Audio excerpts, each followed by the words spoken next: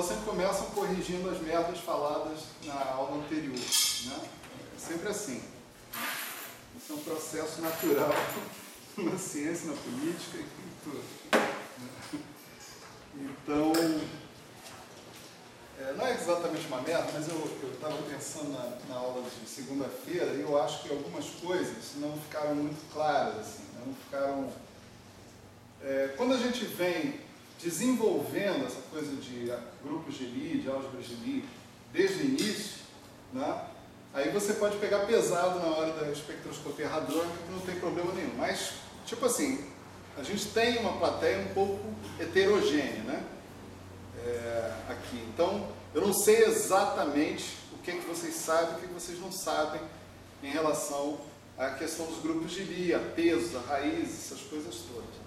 Então, eu pensei em fazer o seguinte, voltar um pouquinho, né, e dar uma pequena, breve explicação sobre rotulação de representações do SU3, tá certo? Quer dizer, que eu acho que é necessário para a gente entender aquele esquema de classificação dos hadrons, tá certo? Aí a gente revisita aquilo, né, mas agora assim, mais rápido, né?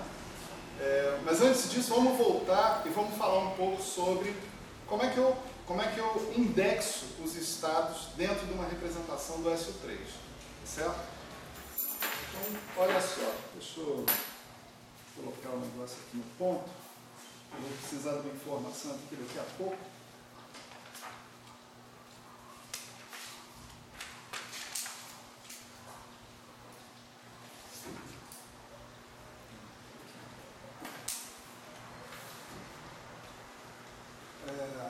Eu não tenho saída, eu não deveria fazer isso, mas eu vou começar assim.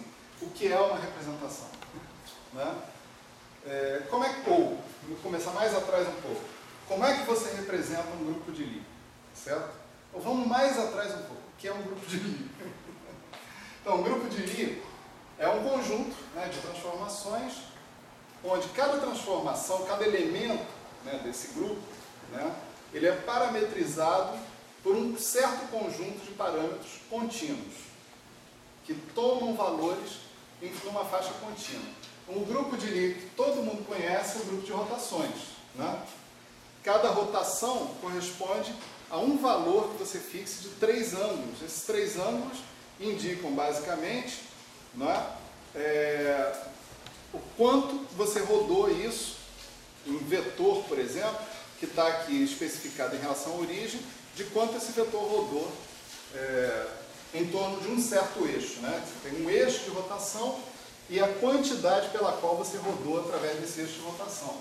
Então, numa rotação, por exemplo, você tem R de θ1, θ2, θ3, né?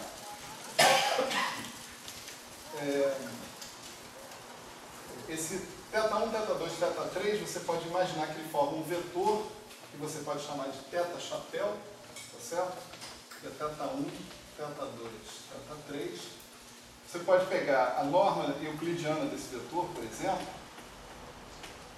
tá certo? Dividir o vetor pela norma euclidiana dele. Então, como resultado, você vai ter um vetor, um versor unitário, né? Desse tipo. Então, uma rotação genérica, em geral, você vai poder escrever como isso aqui, exponencial de I, θ, θ chapéu, escalar J. Tá certo? Θ chapéu é o eixo de rotação, né? Então, define uma direção no espaço, né? E θ é o quanto você rodou em torno desse eixo. Tá certo? Isso daqui é o que a gente conhece sobre rotações já, mas isso aqui é que é o mais importante. É observar que uma rotação específica é designada por 3 ângulos, ou por 3 parâmetros que assumem valores num intervalo contínuo. Tá certo? Esse aqui é o ponto. Um grupo de Lie em geral, você vai ter um certo número R, sei lá, N de parâmetros, tá certo? E esses parâmetros, esses N parâmetros, vão assumir valores também no intervalo contínuo. Então, isso aqui rotações, né? Mas você pode falar elemento genérico de um grupo de Lie, né? Aqui você pode chamar esse R, né, de R de, sei lá, alfa 1 até um certo alfa n, né? E sempre, terminou? Beleza. Obrigado. Sempre você pode escrever, quando você tem um grupo de Lie, vamos estabelecer mais uma restrição, conexo com a identidade, o que quer dizer que quando esses parâmetros são todos zero, você tem a transformação em identidade do grupo, tá certo? E aí você pode se afastar infinitesimalmente da identidade, variando continuamente os parâmetros. Se você está nessa situação, você sempre pode escrever isso daqui como exponencial de I, vamos chamar de alfa A, PA, certo? Se isso aqui é uma matriz, sei lá, M por N, né? Se isso aqui for uma matriz M por N, esses caras aqui também são matrizes M por M. E esses caras aqui são números, né? Então, todo grupo de Lie conexo com a identidade tem a possibilidade de você escrever cada elemento do seu grupo de Lie dessa maneira, né? O que caracteriza um grupo é a lei de composição. Essa é uma das perguntas do teste, né? A relação entre lei de composição e álgebra de Lie. Então, resposta da pergunta do teste, né? Se você tiver a álgebra de Lie, isso implica numa lei de composição específica. Vamos resumir esse vetor n-dimensional aqui por alfa, vamos chamar de alfa, né? Se você tiver um R de alfa, e fizer o produto, né, com um certo R de beta, né, o resultado aqui vai ser um R de F de alfa beta.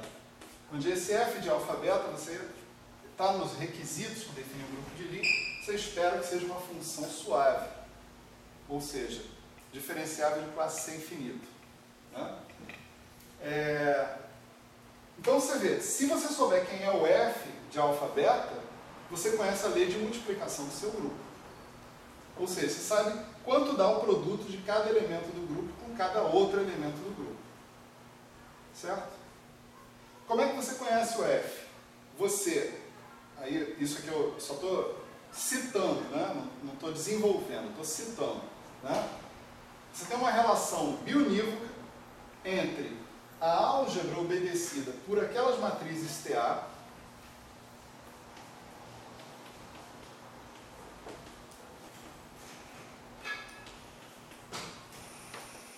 e esse F de alfa beta.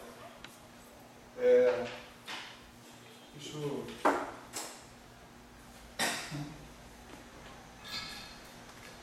Não estou querendo dizer que eu tenho uma relação com o F de alfa beta específicos. Estou dizendo que eu tenho uma relação com a forma funcional desse F. Tá certo? Então, essa forma funcional da lei de composição é completamente determinada por essas constantes FABC, que são as chamadas constantes de estrutura do grupo. Tá certo? Então, se você conhece essa álgebra, você conhece o F e, portanto, você conhece a lei de multiplicação. Tá certo? Isso tudo vai mudando o nosso interesse do grupo para a álgebra. Se você conhecer elementos que satisfaçam essas relações, ou como matrizes M por M, ou como matrizes P por P, ou como matrizes R por R, tá certo?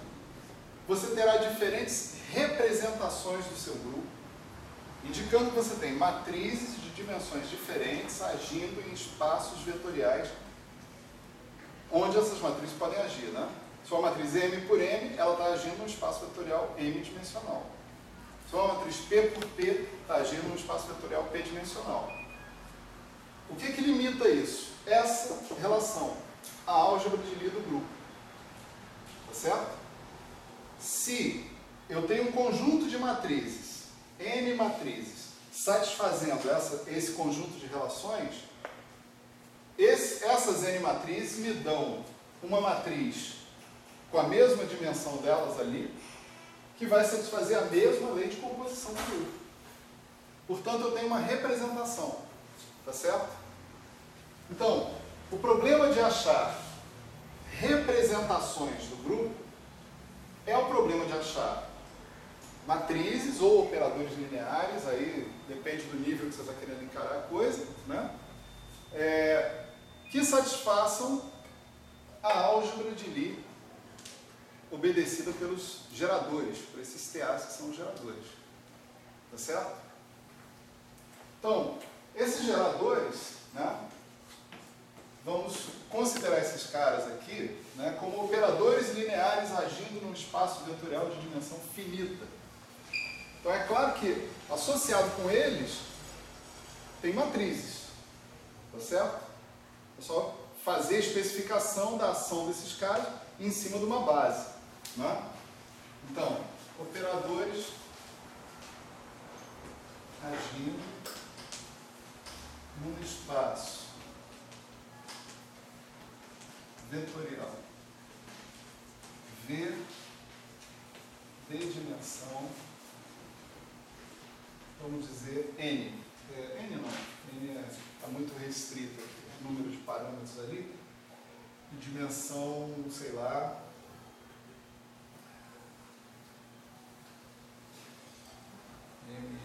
P, sei lá, P tá bom. Não? Bom, então eu posso especificar as matrizes que representam esses geradores, dizendo qual é a ação desses operadores sobre cada um dos vetores base, por exemplo, que eu posso escolher desse espaço. Né? Aí tem uma pergunta: que vetores base eu escolho? Né? Dependendo dos vetores base, tem uma forma para as matrizes que representam os geradores. Né? Essa forma matricial depende da base que eu estou escolhendo no espaço vetorial. Qual base que eu escolho? Tem uma base mais legal que as outras. Né? Essa base é a seguinte, ela é muito natural para nós físicos, pelo menos. Né? Você analisa dentro do conjunto de todos os geradores, né? Você tem aqui T1, T2, até Tn, né? Certo? Você procura aí todos os geradores que comutam entre si. Tá certo? Todos os caras que comutam entre si.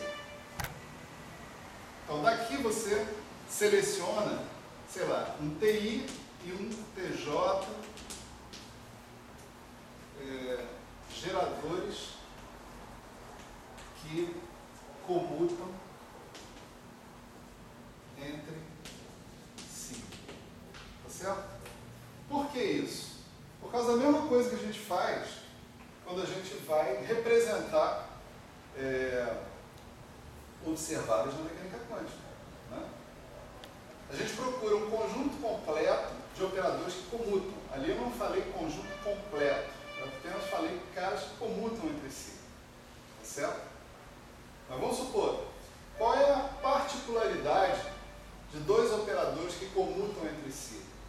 Você pode encontrar uma base comum de autoestados simultâneos. Né? Então é isso.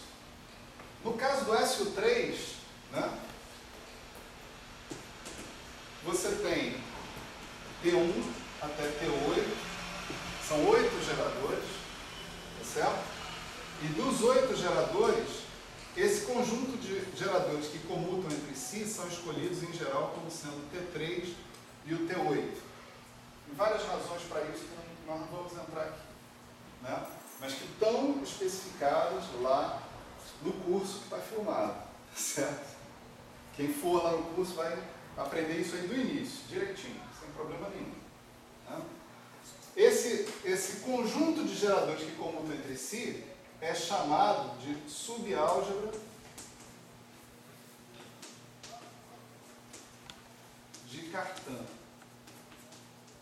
certo? Portanto, a subálgebra de Cartan do SU3, que é o grupo que está nos interessando aqui, tá certo? Esse grupo específico, é formada por dois operadores, que você extrai lá do conjunto de geradores, e você extrai com como? Você olha a álgebra de Lie, que eles obedecem.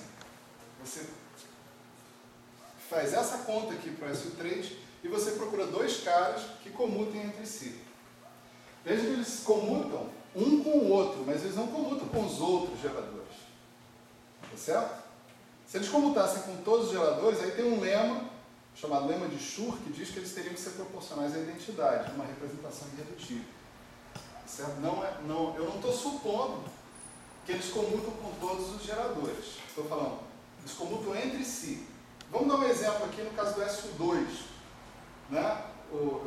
Mais especificamente, o SU2 é representação bidimensional, ou seja, matriz de Pauli, que são geradores. Né? Exemplo. SU2, lá você tem três geradores, T1, T2 e T3. A álgebra de Lie deles é assim, comutador de T1 com T2 é igual a I T3. Aí permutações cíclicas disso. Então ninguém comuta com ninguém, tá certo? T1 não comuta com T2, T2 não comuta com T3, T3 não comuta com T1, ninguém comuta com ninguém. Então, o conjunto máximo de geradores que comutam entre si é um só desses geradores. Você costuma escolher como sendo o T3. Tá certo? Momento angular. Não tem diferença nenhuma. Então, a subálgebra de Cartan do SU2 é unidimensional, tem um gerador só, e a subálgebra de Cartan do SU3 é bidimensional. Agora sim, estamos começando a chegar onde eu quero. Né? Vamos pensar numa dada representação, tá certo? Está agindo, então, são operadores agindo num espaço vetorial V de dimensão P, pato. Tá certo? Pode ser P, pode ser Q, o importante é que seja genérico. Né? Então, como é que é isso? Eu acabei de dizer que eu vou escolher uma base de autoestados simultâneos dos operadores que pertencem à subálgebra de Cartan. Então, esses estados, eles vão poder ser rotulados em termos dos autovalores desses dois operadores. Tá certo? Então, vamos pegar o SU3 aqui. Vamos ficar na discussão genérica. Vamos pegar o SU3. SU3 tem dois caras, né? T3 e T8. Então, você vai pegar os seus estados, né?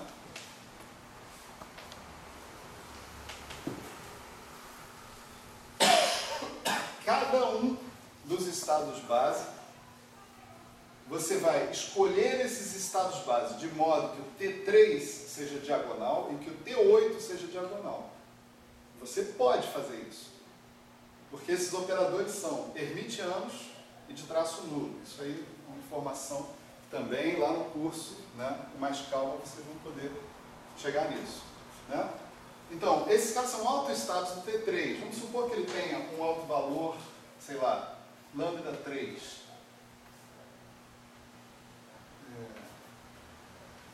Esse mesmo camarada, que está aqui, também é um autoestado do T8.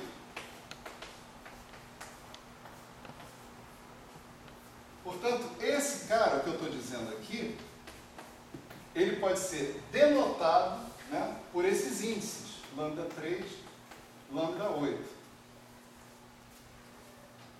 O defeito de isso aí não ser necessariamente um conjunto completo de observáveis que comutam é porque pode existir mais de um desses caras associados com o mesmo lambda 3, com o mesmo lambda 8, e que eu não tenho como distinguir dos outros só pela ação de lambda 3 e lambda 8. Tá certo?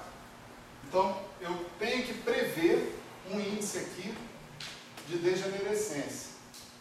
Tá certo? Quer dizer, pode ter mais de um cara fazendo esse serviço que está aí. Tá certo? Então, dito isso, cada vetor base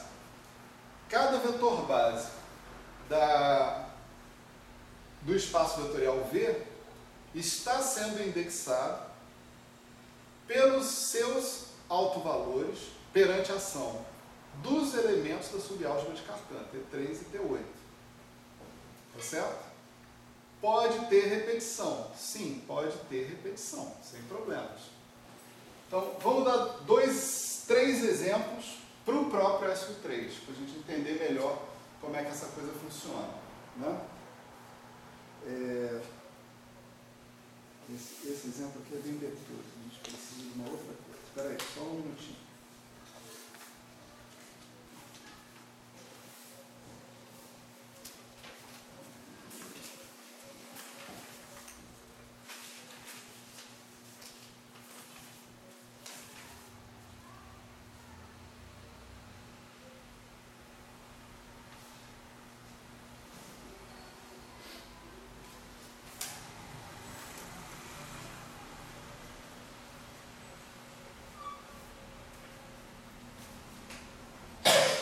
Então vamos ver aqui, ó, exemplos. Né? Vamos tomar um espaço vetorial V, né? Espaço vetorial tridimensional. Certo? Espaço vetorial tridimensional. Eu posso, né, mostrar de várias maneiras distintas aqui, né, que os três estados base desse estado podem ser especificados por esses autovalores do T3 e do T8.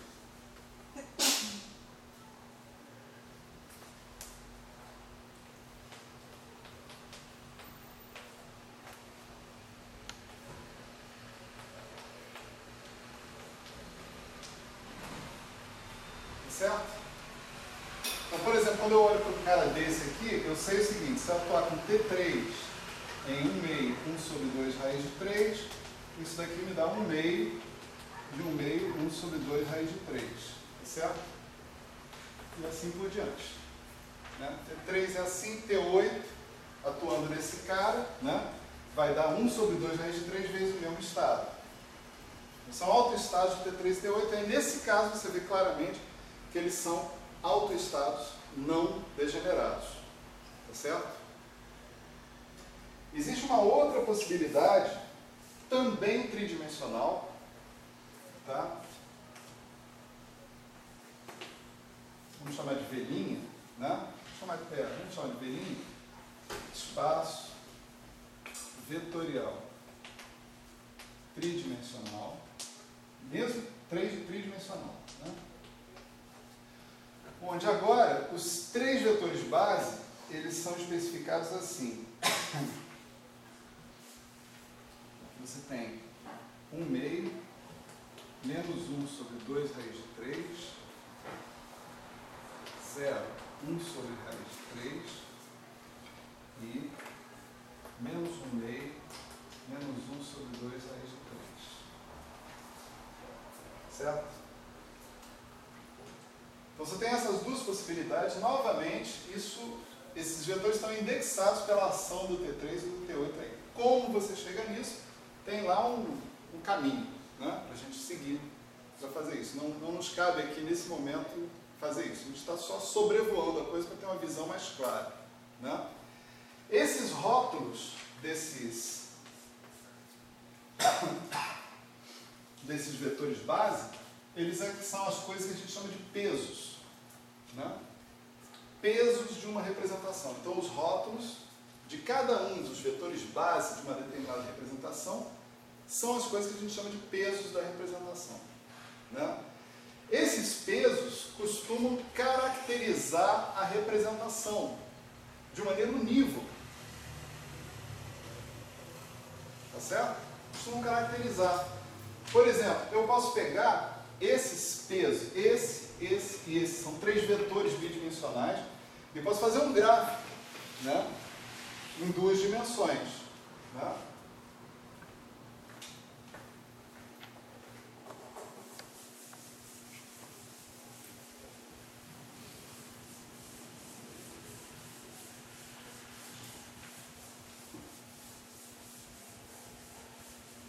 Posso fazer um gráfico em duas dimensões. Então, o gráfico que eu encontro, quando eu faço isso, é um negócio assim, né?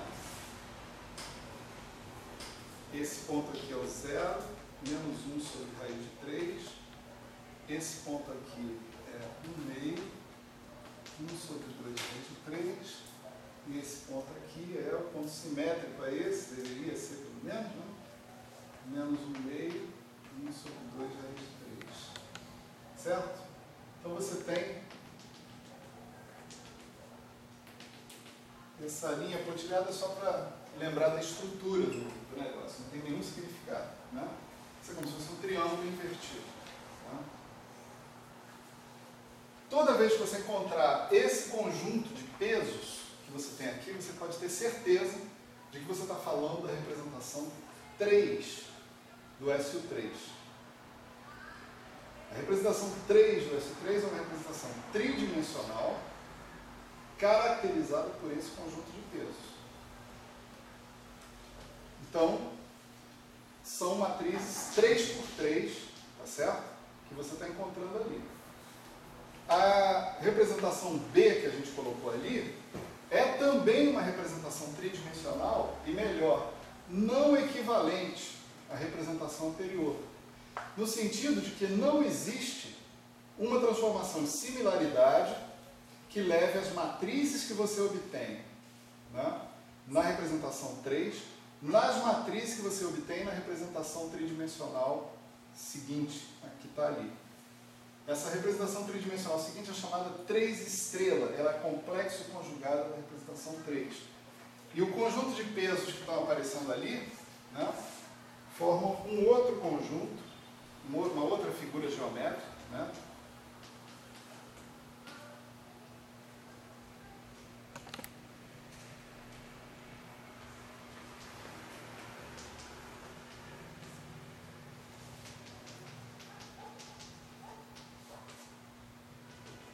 que é um triângulo de cabeça para cima, certo?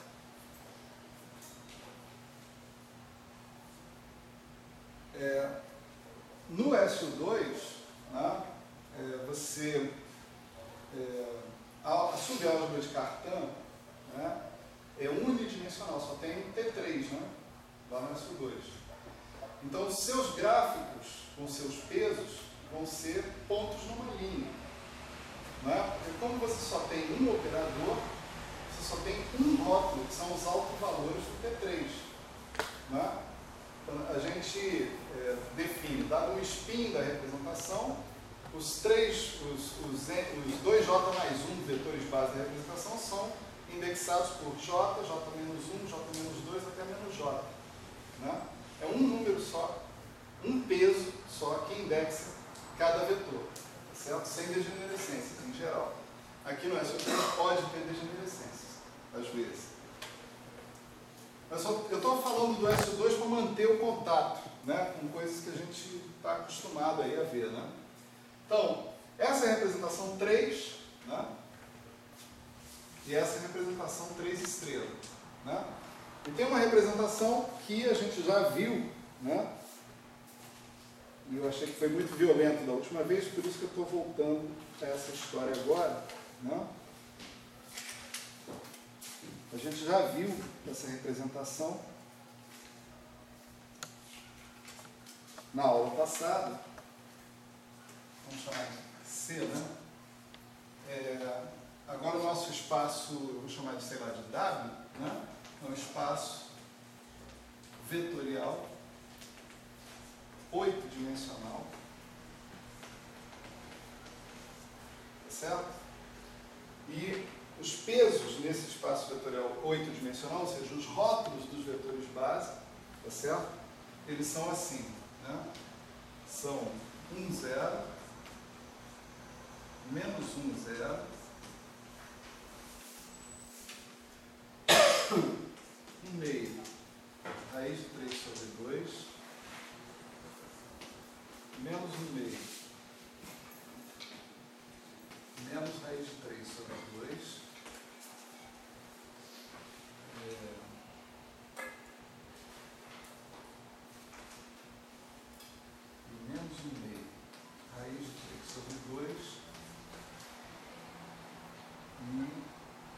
meio menos raiz de 3 sobre 2. Além desses, né, eu tenho mais dois vetores com rótulos 0, 0, duplamente degenerados, né? Dois degenerados.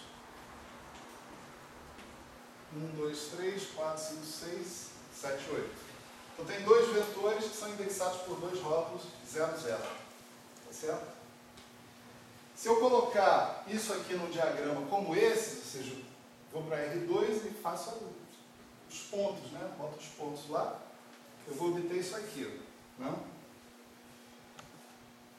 Vou obter, não vou, isso aqui é o 1, 0, 0, menos 1, 0, né?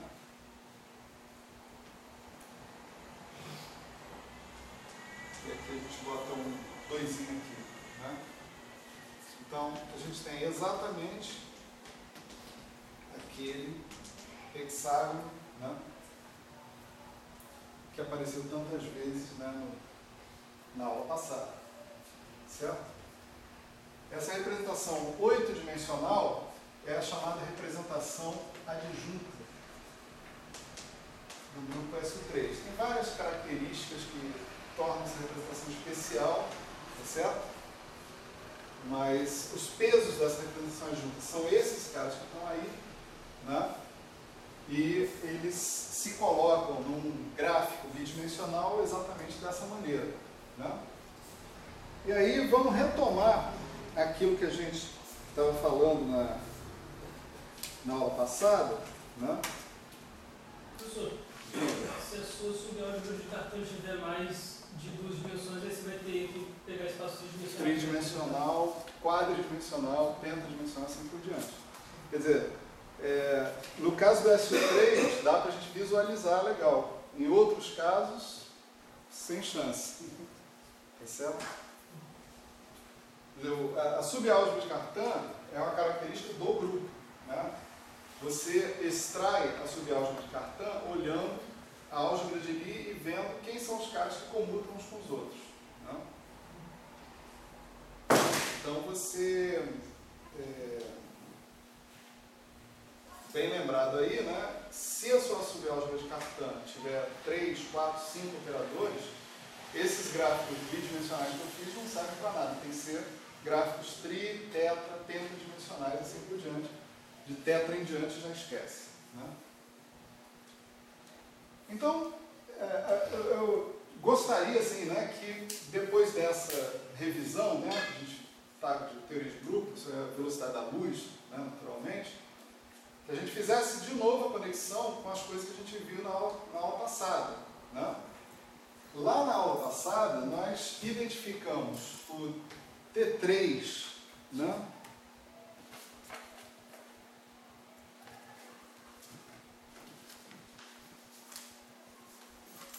A gente identificou o T3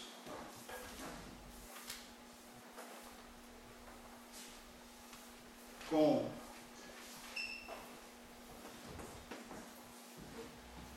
T3 com T3, infelizmente eu usei a mesma letra. O que eu vou fazer, né? T3, nesse caso aqui é gerador, com T3, que nesse caso eu tenho que usar a mesma notação, senão fica esculachado demais, né? Esse daqui é a terceira componente de isospin, né? Certo? E na aula passada a gente fez essa identificação. E essa identificação foi feita no contexto da representação três-dimensional, certo? Mas na verdade ela vai ser feita no contexto de uma representação de dimensão arbitrária, né? O T8, né? A gente identificou com raiz de 3 sobre 2 vezes a hipercarga, tá certo? Então a gente imaginou que vão existir operadores do espaço de Hilbert que, atuando sobre os estados livres, vamos dizer assim, né, de uma partícula, né, vão me produzir os mesmos autovalores que os pesos da representação de SO3. Tá certo? Então, agora, desse lado aqui eu tenho um negócio de álgebra, desse lado aqui eu tenho física. Né? Eu tenho quantidades físicas que eu estou querendo representar por operadores hermitianos, portanto observáveis, e que eu quero saber, quero poder medir o valor desses caras num determinado estado físico indexado por eles. Tá certo? Esses valores que eu meço são os pesos. São identificados com os pesos das representações. Tá certo? Então agora você chega. É claro que tudo isso, né, como diz um velho professor meu, a lata de lixo do cara deve estar cheia, né, de tentativa e erro. O cara tentou, não conseguiu, joga fora. Tentou, não conseguiu, joga fora. Mas uma hora bateu, né? Uma hora bate que o cara fala assim, olha, se eu usar essas duas quantidades físicas, com essa relação, vamos dizer, de normalização, né? Em um determinado momento, tudo bate certinho. Todas as partículas com massas mais ou menos parecidas, né? Formam multipletos, ou seja, formam estados base de representações do SO3. Certo? Aí nós chegamos àquela questão, né? Ok. Essa é uma questão mais sofisticada um pouco, né? Eu posso obter algumas dessas representações irredutíveis, não a 3 estrelas, mas a 8, sim, como partes irredutíveis de produtos tensoriais de representações mais básicas, tipicamente a 3 estrelas. Na verdade, eu tenho um teorema que me diz o seguinte: se eu tiver uma representação irredutível arbitrária, eu posso sempre obtê-la como uma componente irredutível de um produto tensorial de n representações 3 por m representações 3 estrelas, onde n e m são característicos da representação irredutível que eu estou querendo estudar. Tá certo? Então, 3 e 3 estrelas são conhecidos das pessoas que estudam SO3 como blocos construtores de representações irredutíveis. Qual é a estratégia? É que nem a 2 no SO2, a representação de spin 2, spin meio, que a representação 2 é a bidimensional, a gente sabe que tem spin meio. Né? Com a representação de spin meio, você constrói todas as outras representações do SO2 fazendo produtos tensoriais dessas representações. Esse teorema vale para o SO2 também. Tá certo? Tipicamente, por exemplo, se você faz o produto tensorial de um meio com meio, você obtém uma representação redutível, cuja uma das componentes da representação é A1 e a outra componente é A0. Está na soma direta. 1 meio vezes 1 meio é 1 mais 0. Não é 1 quarto. 1 meio vezes 1 meio é 1 mais 0. Né? Se você ainda somar mais um spin 1 meio, somar momento angular, ou seja, fazer produto tensorial de mais uma representação de spin meio, aí você vai ter 1 mais 1 meio,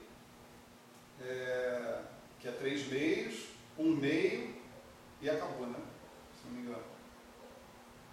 É o máximo que você pode ter. Você pode ter J1 mais J2 e J1 menos J2, no final das contas. Né? Enfim,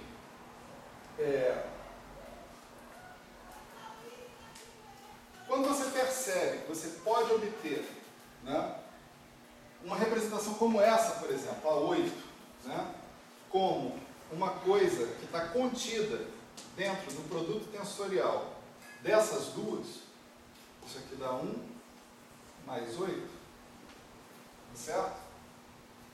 Imediatamente vem na cabeça o seguinte: quem sabe essas partículas não podem ser encaradas como estados ligados de partículas mais fundamentais. Partículas mais fundamentais que carregam essas representações. A representação 3 e a representação 3 estrela.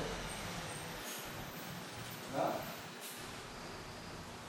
Se vocês lembram das características das coisas que eu coloquei lá, a gente tinha, nesse quadro aqui, eu tinha escrito os multipletos mesônicos. Né? Tinha os mesons pseudo-escalares e os mesons pseudo-vetoriais. E desse lado aqui, a gente tinha os multipletos bariônicos. O multipleto bariônico de spin 1,5 e o multipleto decupleto, né? Bariônico, tinha o octeto bariônico de spin 1,5 e o decupleto bariônico de spin 3,5. Né? Isso também é interessante, quer dizer, você tinha representações do SO3 associadas com partículas de spin inteiro e associadas com partículas de spin semi-inteiro. Como é que eu posso fazer o produto tensorial de um certo número de representações e obter um cara de spin semi-inteiro? Só se os meus componentes básicos forem também de spin semi-inteiro. Aí não é SO3, aí é o spin, aí é o momento angular mesmo. Você não pode compor uma partícula de spin semi-inteiro se você não estiver fazendo isso, pelo menos com 3 partículas de spin semi-inteiro. Partículas de spin inteiro, você pode compor com partículas de spin semi-inteiro. Mas partículas de spin semi-inteiro não. Tá certo? Daí a razão de você propor que os seus bárions fossem estados ligados de 3 partículas que carregassem a representação 3 e os seus mesons serem estados ligados de 2 partículas que carregavam uma representação 3 e a outra representação 3 estrela. Certo? Esses caras nós chamamos de quarks. Né? Para nossa surpresa, né? Até certo ponto, eles não se mostravam. A representação 3 não aparecia na natureza. Tá certo? Não tinha ninguém com aquelas características de hipercarga e isospin T3 e Y. Não tem ninguém com aquelas características. Não tem mesmo. Não? Então você está fazendo isso, certamente, estou arriscando aqui, estou chutando, tá certo? Mas faz parte. Né? Isso, para mim, deve ter levado ao Gell-Mann a ideia inicial de que os quarks não passavam de uma fantasia, de uma forma de escrever ou de classificar as partículas que interagiam fortemente. Mas que eles não eram partículas de verdade, por quê? Se eles fossem partículas de verdade, você deveria já ter visto. Não? Deveria ter visto, você não via. Não tinha essa história aí. Né? Então, eu fiquei de mostrar para vocês como é que a gente tinha introduzido os 3 quarks, U, D e S, tá certo? A gente tinha, você lembra que a hipercarga era a soma do número bariônico com a estranheza, né? B mais S. Então você tinha que atribuir número bariônico, atribuir estranheza para esses quarks também, de modo que fosse satisfeita uma relação experimental que é a conhecida fórmula de Gell-Mann e Shijima, né? Tá certo? A gente também colocou na aula passada aqui, aquela que diz, sabe lá Deus por quê, que a carga elétrica é T3 mais hipercarga sobre 2. T3 mais Y sobre 2. Isso acontece, isso é assim, Deus quis assim. O que a gente vai fazer? Então, na aula passada a gente fez uma tabela dos quarks, dizendo qual deveria ser a estranheza, qual deveria ser o número bariônico, né, de cada um deles. O número bariônico é mole, né, tem que ser 1/3. Né? Se o número bariônico é 1/3 para a partícula, o número bariônico vai ser menos 1/3 para a antipartícula, então todos os mesons vão ter número bariônico 0, que é ok, não tem problema. E todos os baryons vão ter número bariônico 1, né? Porque é 1/3 mais 1/3 mais 1/3. Veja que você tem 3 vezes 3 vezes 3 para formar um meson, né? Aí você tem aqui 1 mais 8 mais 8 mais 10, não era isso? 18, 16, 26, 27, tá certo. Né? Então, você tinha 3 partículas de número bariônico 1/3 formando uma partícula de número bariônico 1. Né? Não entram antiquarks na formulação dos bárions, só entram quarks. Se entrasse um antiquark, você teria que substituir uma componente dessa por um 3 estrelas. E isso aqui ia mudar completamente. Tá certo? Não ia dar certo.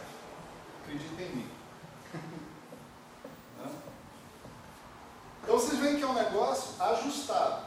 Né? Todo montado aos poucos, olhando, corrigindo, né? E chegando a conclusões que batem com os dados experimentais. Por quê? Porque eles foram montados para bater com os dados experimentais. Né? O que é notável aí é que tenha sido possível montar essa construção de modo que ela batesse com os dados experimentais. É isso que é notável. Né? Mesmo assim, você ainda poderia dizer, isso é uma coincidência. Né? Tá bom, uma coincidência. SU3 você quis, porque não SU4, porque não outras coisas, etc. E tal. Aí tem, as razões vão afunilando. Né? Vamos deixando com menos liberdade, né? À medida que o tempo passa. O que eu tinha prometido para vocês, deixa eu colocar aqui, a composição dos mesons e dos baryons em termos de quarks, pura e simplesmente. Como você obtém isso? Você obtém mais ou menos do mesmo jeito que você obtém coeficientes de Clebsch-Gordon. Né? É um procedimento paralelo. Né? Lá nos coeficientes Clebsch-Gordon, você escolhe, por exemplo, você está somando dois momentos angulares, J1 e J2. Né? Qual vai ser o estado de peso máximo que você vai obter? Né? É o estado com M igual a J1 mais J2. Então você pega esse cara, você tem um operador de abaixamento, J-, você aplica sobre ele, você sabe o que dá o J- atuando sobre cada uma das componentes desse estado máximo de J1 e J2, e aí você constrói o estado com J1 mais J2 menos 1. Tá certo? Continua fazendo isso até você construir o multipleto inteiro, que é 2J1 mais J2 mais 1 dimensional. Aí você vem e pega o próximo que está sobrando ali e vai fazendo isso. Você tem um procedimento parecido com esse para o SU3. Tá certo? E se você fizer isso, lembra que lá no SU2 você determina não só os pesos, né, os altos valores do J3 e do J2, momento angular total, como você obtém também os estados, que são combinação linear dos estados componentes, né, de produtos tensoriais dos estados componentes. Então, dessa forma, de uma forma análoga, que você obtém esses resultados que eu vou colocar aqui, tá certo? Aqui no quadro. Então, você lembra do octeto mesônico, né?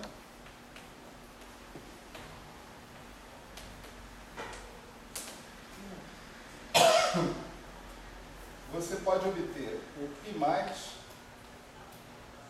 a gente está colocando aqui um aproximado, porque o que eu quero lembrar aqui é que ele tem essa estrutura em termos de partículas livres, mas ele tem mais do que isso.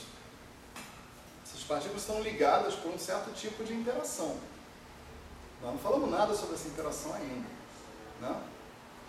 Então, o conteúdo em termos de números quânticos é compatível com isso que eu estou colocando aqui. Né? Então, D/U. Lembra, os mesons são sempre quark antiquark. Né? D/U, o π0 é U/U menos D/G, 1 sobre raiz de 2, e menos é o barra D. Se você sabe esse, você pode adivinhar esse, porque esse aqui é a antipartícula daquele. Tá certo? Então você vai ter a antipartícula do U e a antipartícula do D. Né? Do D barra. Aí você tinha o K+, ele é S barra U, o K0 S barra D, o K0 barra D barra S, e o K menos o barra S. Todos esses aqui são estranhos, eles possuem estranheza, tá certo? O quark strange, ele carrega estranheza 1, né? Ou menos 1, não me lembro mais, deixa eu ver aqui. Menos 1. Então, se ele carrega estranheza menos 1, esse cara aqui tem estranheza mais 1. E esse cara tem estranheza menos 1. Certo? Então, aqui nós já temos 1, 2, 3, 4, 5, 6, 7. Né? E o octeto em si é completado por esse cara aqui. Ó. 1 sobre raiz de 6, U barra U, D barra D, menos 2, S barra S. Certo? Acompanhando esses caras, tem um singleto que eu não tinha indicado na aula passada, mas o que eu disse para vocês que tinha, né? Esse singleto é o meson eta-linha. Eta-linha é U barra U mais D barra D mais S barra S. Isso aqui é claramente um singleto de SO3, né? Tá certo? Isso você pode escrever, se você pensar em vetores, né, como U barra D barra S barra vezes o UDS. Você botar uma matriz de SO3, né, na frente do UDS, o outro transforma com RW e acabou. Né? Então esse cara é um singleto. Né? Então, aqui você tem o octeto e aqui você tem o singleto. Né?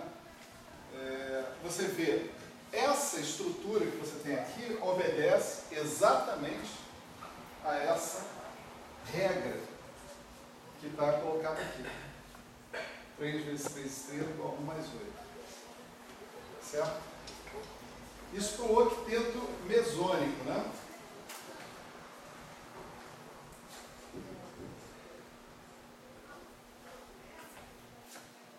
Octeto mesônico pseudo-escalar, né? Isso aqui. Pseudo-escalar. Você pode agora fazer uma coisa parecida, né, com o octeto mesônico pseudo-vetorial. Qual a diferença que vai ter aqui? Né? A diferença é de spin. Né? No caso, ali você tem spin 0 e em seguida você tem spin 1. Spin 0 e spin 1 são as duas possibilidades. Né? Tá certo? Se você pegar dois momentos angulares no meio, somar um meio, produto tensorial com um meio, isso dá 1 mais 0. Tá certo? Em termos de spin. Então esse cara aqui é o 0. E vai ter um que é o 1 de spin. Mas é com a mesma estrutura, tudo repetido. Tá certo? Então, no lugar onde você tinha o π+, você vai ter o ρ+, vou botar entre parênteses aqui. Aqui você vai ter o ρ0 e aqui você vai ter o ρ-. Esses mesons aqui, ρ+, ρ0, ρ-, são pseudo-vetoriais. E o conteúdo de quarks deles é absolutamente igual. Tá certo? No lugar do K+, você vai ter o K estrela mais. No lugar do K0, você vai ter o K estrela 0. No lugar do K barra 0, você vai ter o K barra estrela 0. No lugar do K menos, você vai ter K estrela menos. No lugar do eta 0, você vai ter um meso, um pseudo-vetorial que é o ômega, tá certo? E no lugar do eta', você vai ter outro meso, um pseudo-vetorial que é o φ, completando, né? Você vê que aí você tem dois produtos tensoriais de representações em jogo. Tanto produtos sensoriais de representação no que diz respeito a spin, que os caras são tomados como partículas de spin 1/2, então é 1/2 vezes 1/2 dá 1 mais 0. Então os pseudo-escalares estão aqui e os pseudo-vetoriais agora estão indicados também, certo?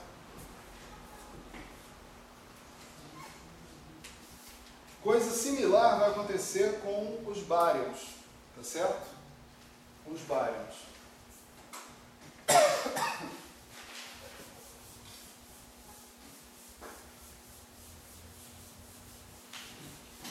Então aqui você tem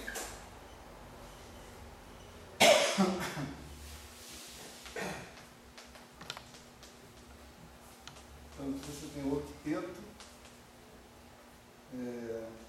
que é spin 1/2, e o decupleto.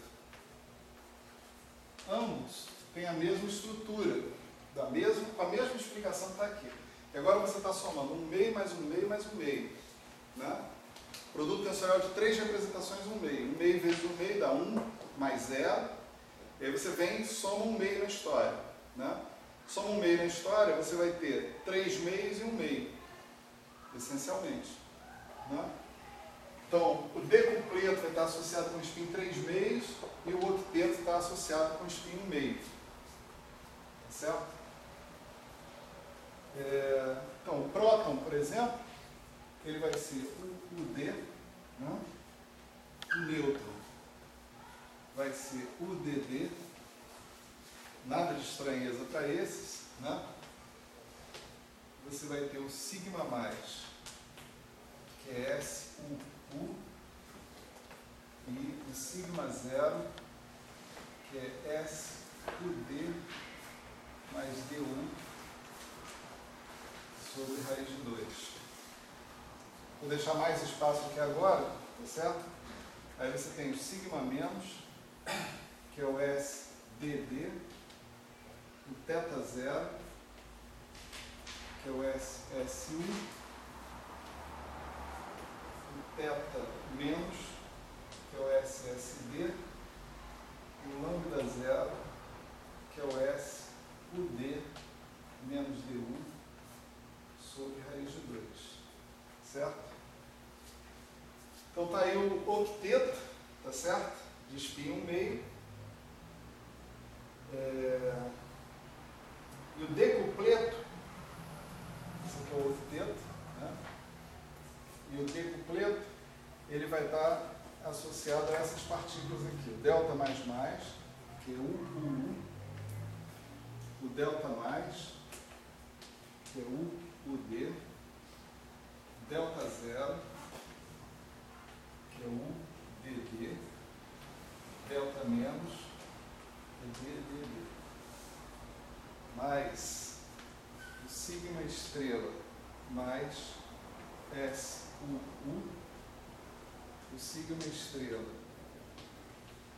zero, que é o SUD, o sigma estrela menos, que é o SDD, o θ estrela zero, que é SSU, o θ estrela menos, que é SSD, e o ômega menos, que é SSS.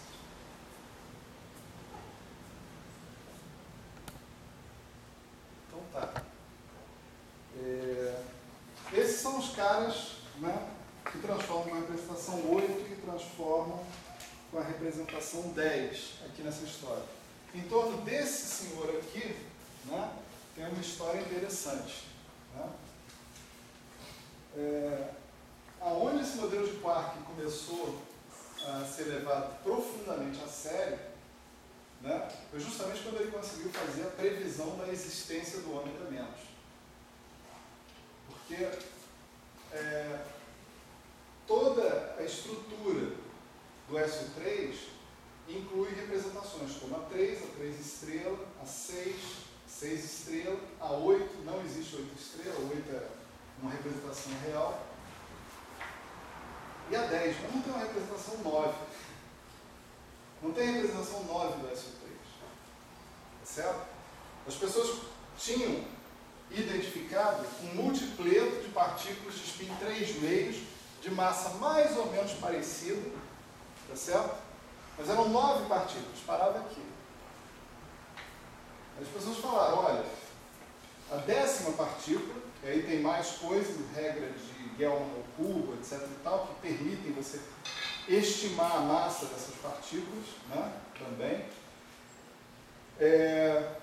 Com o fato, mas o fato principal é que você, para ter uma representação de completo do SO3, você precisa de mais uma partícula exatamente com aquelas características, com uma estranheza menos 3, né, com spin 3 meios, com carga menos, etc, etc, etc.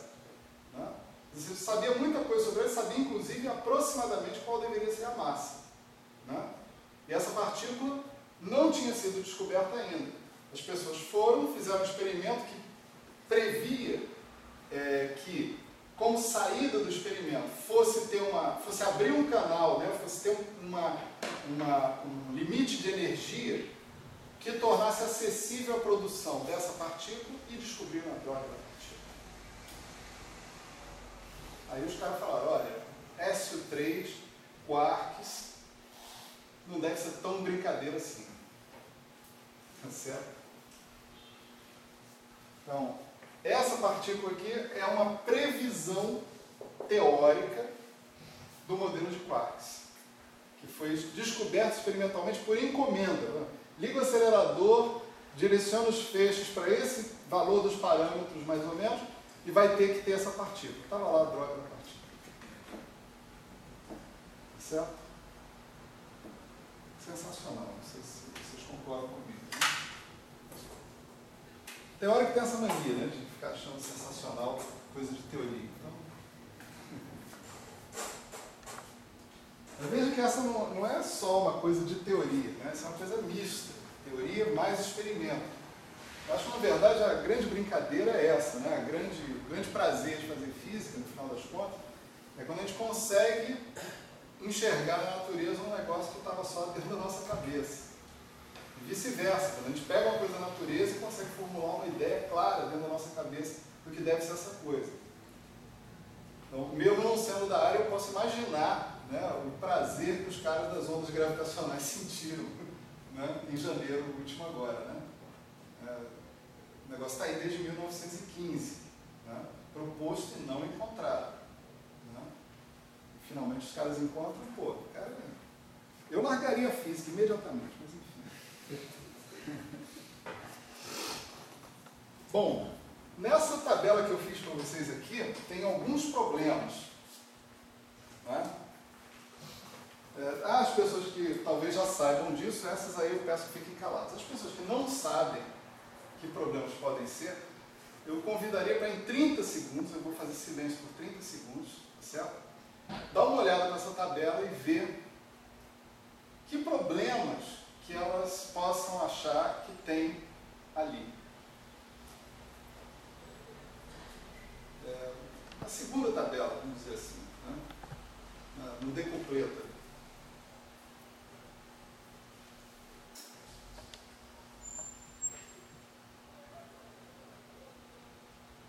Vou dar uma dica, tá? Precisa de uma dica. Eu já ouvi. Então não pode falar. Se já ouviu, não pode falar. Quarks são férmions, né? Spin no meio. Essa é a dica.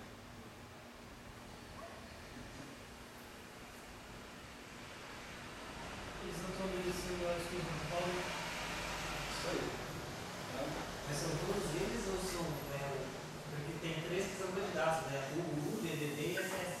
Aqui você poderia falar spin. Aí, você precisa de um pouco mais de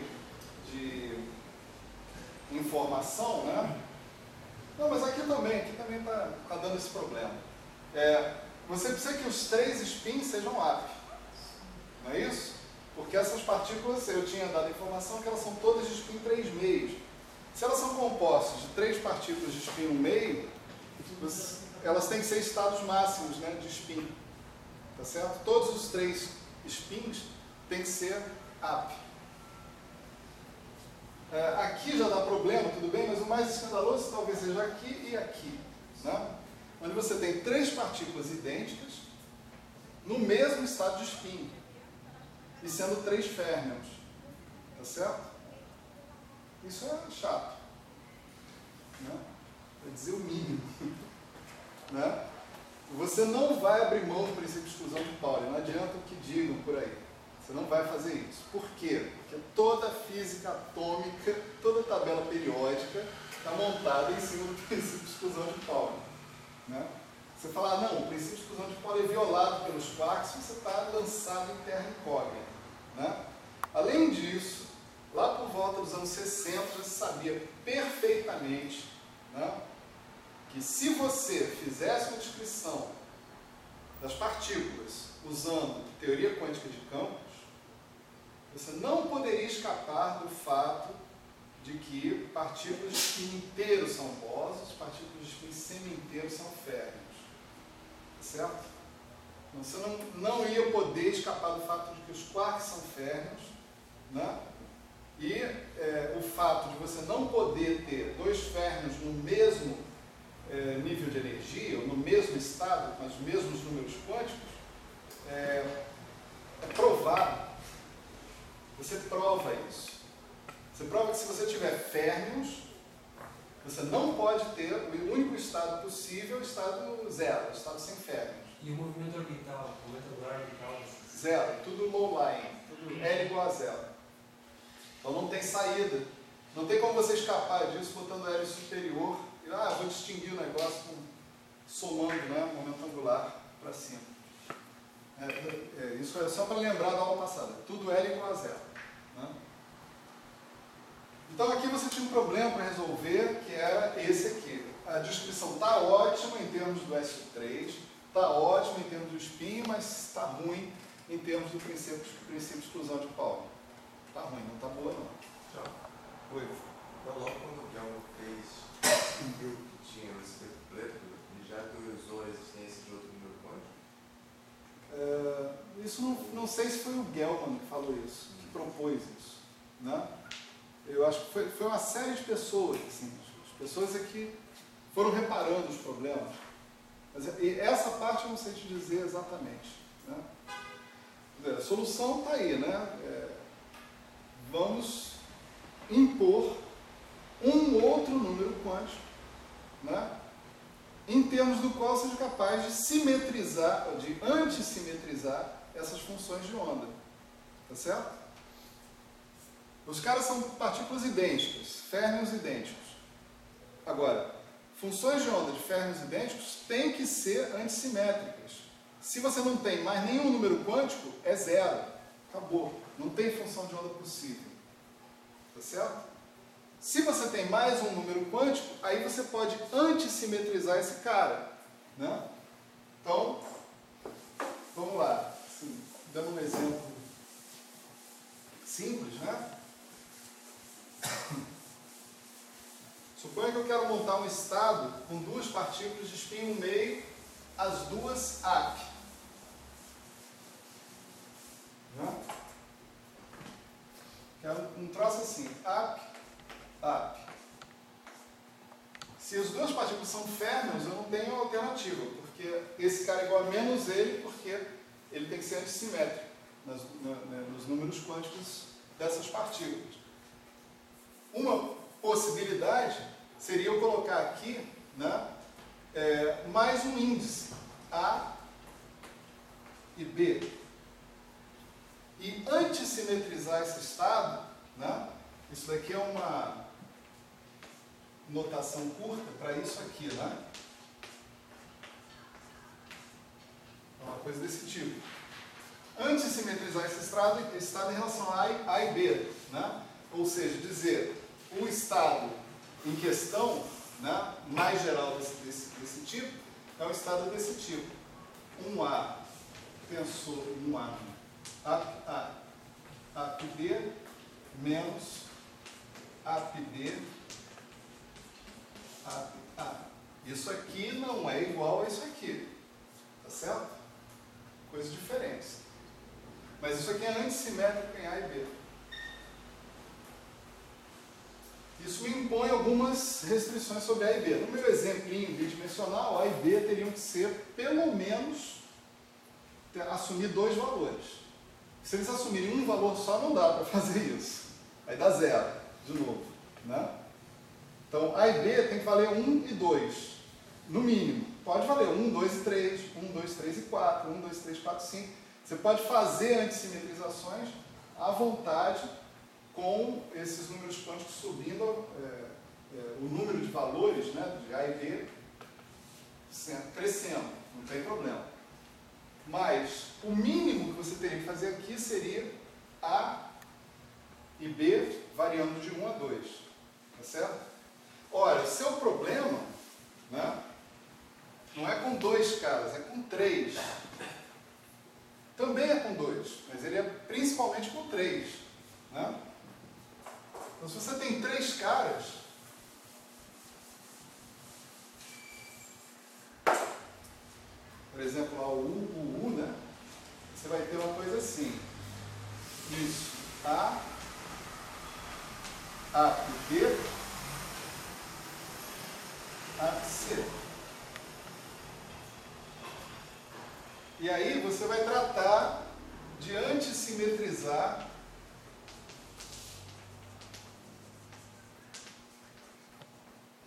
esse estado que está aqui, tá certo?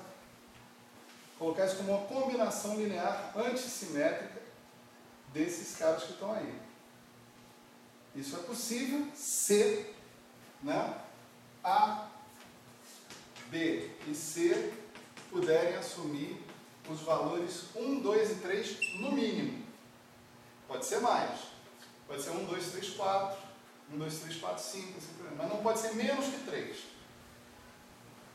Menos que 3 já era. Aí sua pretensão de antissimetrização vai para o espaço. Que nem a coisa da antissimetrização com 2 ali, que a gente viu. Né? Então foi proposto um número quântico a mais. Né? Esse número quântico foi batizado de cor. Mas agora está bastante claro para todo mundo que está aqui que isso não tem nada a ver com cor.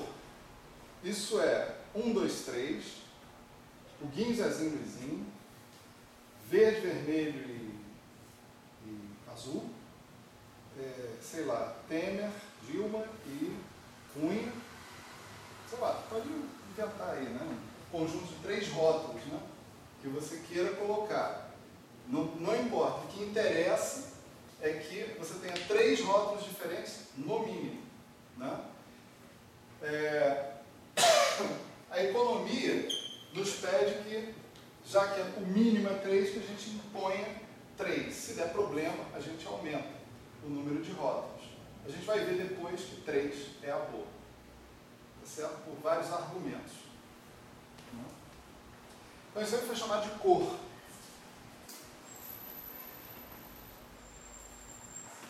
Se você quiser, o 1 é vermelho, red, o 2 é green e o 3 é blue, né? Em inglês.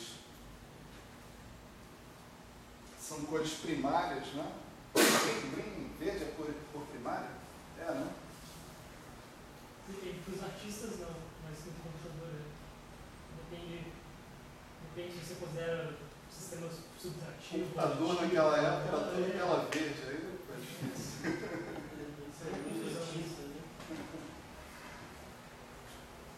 Para os artistas como é que é? Os artistas é vermelho, azul e amarelo. Vermelho, azul e amarelo. Certo. E para quem que não é? Para os computadores. O sistema aditivo aí usa o RGB. Certo.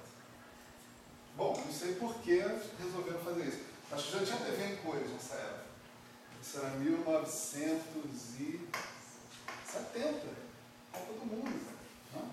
O primeiro programa de TV que eu vi colorido foi o Jogo do Brasil, né?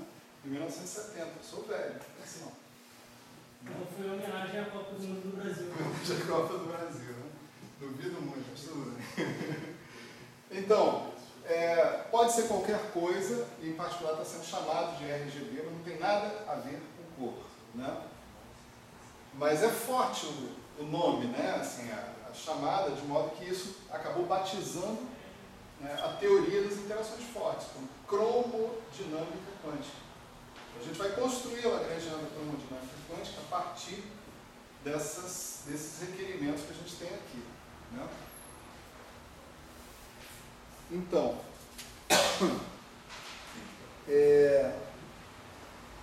tem um ponto, né, importante a ser colocado aqui, que é o seguinte: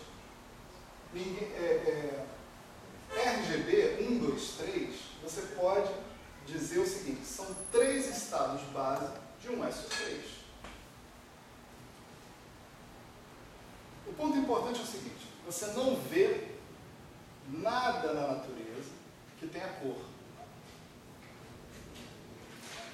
Vamos contrastar esse SO3 aqui com o outro SO3, o chamado SO3 de sabor. Esse SO3 que a gente estava discutindo até agora era o SO3 de sabor. Era quark up, quark down, quark strange. É isso? Então, o up, down e strange eram estados base do SO3, da representação tridimensional do SO3. Esse SO3, agindo, levava o up, por exemplo, numa combinação linear de up, down, strange, né? Alguma coisa desse tipo, né? Esse SO3, agindo sobre esses estados que você interpretava como estados de sabores diferentes, quark up é um sabor, quark down é outro, quark strange é outro, né? É chamado de SO3 de sabor, tá certo? O SO3 de sabor troca sabores entre si, faz combinações lineares desses sabores com coeficientes complexos, né? Lá na Lagrangiana você tem que manter uma simetria desse cara, pelo menos aproximada, né? A gente sabe que a simetria não é exata porque, isso a gente vai ver em mais detalhe mais à frente, porque as massas das partículas não são iguais. As massas das partículas têm que ser iguais para a gente ter a simetria exata, né? Ok. Então eu tenho um SO3 de sabor que age trocando os sabores das partículas, mas ao contrário, né, da situação que eu vou descrever agora, lá no SO3 de sabor, né, eu vejo estados que não são singletos. Eu vejo estados que são parte de outras representações, até vejo singleto, mas vejo octeto, vejo decupleto, né? Vejo esses caras aparecendo, né? Ó, esses caras aqui são elementos de um decupleto. Não, desculpa, de um octeto, né? Então, eles são combinações lineares de sabor, etc e tal, mas o único escalar que eu tenho aqui é esse cara aqui, ó, o eta' ou o φ. Esse cara é um escalar. Esse cara que você poderia dizer assim, esse cara não tem sabor. Por quê? Porque ele é invariante perante o grupo SO3. Os outros estados que estão ali, eles são estados que, se eu aplicar, né, uma transformação do SO3 nele, ele vai virar outra coisa. Aquele estado de singleto ali, não, ele vira ele mesmo. Então, eu tenho no SO3 de sabor a possibilidade de enxergar sabores. Quem disse que se eu não aplicar uma transformação de SO3, eu não chego num sabor único, por exemplo? Uma coisa assim, não é em princípio proibido. No entanto, esse número quântico de cor, a única motivação para ele aparecer foi essa, de antissimetrizar os meus estados com férmions idênticos. Que a gente sabe pelo princípio de fusão de Pauli que tem sendo simétricos. E a gente sabe que isso é muito fundamental, a gente não pode escapar disso assim, do dia para a noite. Se eu escapar disso, eu estou colocando em jogo a própria teoria quântica de campos. certo? Então, tirando isso, eu nunca vi nada colorido na natureza. Nunca. TV é coisa e tal, mas tudo bem. Nunca vi nada expressando um desses índices que estão aí. 1, 2, 3, ou 15, ou red, green, blue. Não, nunca vi isso. Todas as partículas que interagem fortemente são bem acomodadas num esquema de singleto de cor. Você simplesmente pega esses estados todos que estão aqui, coloca os índices A, B e C em cada um desses casos e antissimetriza completamente. Está tudo bem. Tá certo? É só isso que você precisa fazer. Se você botar uma representação diferente, ou seja, se você botar alguma coisa que não seja um singleto de cor, essa coisa deveria poder ser detectada.